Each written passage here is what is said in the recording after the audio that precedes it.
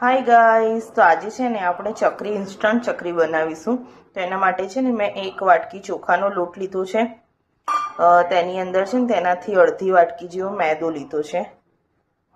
હવે તેમાં છે ને બેઝિક મસાલા જેવા કે હળદર, મીઠું, તલ અને આમચૂર પાવડર લીધો છે. તલનું પ્રમાણ થોડું છે ને વધારે રાખવાનું છે. આપણે છે ને આને આપણા મસાલામાં એડ કરીશું.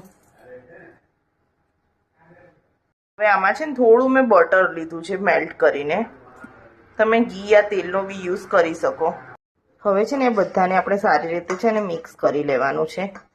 આ રીતે મિક્સ થઈ જાય ને પછી થોડું થોડું પાણી એડ કરીને છે ને આપણે એક લોટ બાંધી દેવાનો. ના બહુ કડક બાંધવાનો છે, ના બહુ ઢીલો બાંધવાનો છે.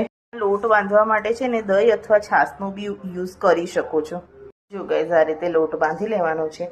બહુ કડક બી નહીં અને બહુ ઢીલો બી નહીં. હવે આપણે છે ને આ મશીન લઈ લેવાનું છે. એમાં જો આ રીતે મેં તેલ લગાવી દીધું છે. થોડો લોટ લઈને છે ને આપણે આની અંદર ફિલ કરી દેવાનું છે. ગાઈઝ, આ રીતે છે ને આપણે શેપ પછી છે ને પછીથી આપવાનો. પહેલાં આ રીતે છે ને એને કોઈ બી શેપમાં સ્ટ્રીપમાં છે ને એ કરી લેવાની. પછી આપણે છે ને એને આ રીતે ભેગી કરતા જવાનું છે. તો જો ઇઝીલી તમારી ચકરી છે ને બની જશે. તો ગાઈઝ, તમે જુઓ છો એકદમ પરફેક્ટ બની ગઈ છે. એકદમ મીડિયમ રાખવાનું છે, ફાસ્ટ નથી રાખવાનું બહુ. અને એને છે ને ધીમા તાપે હવે આપણે થવા દેવાની છે.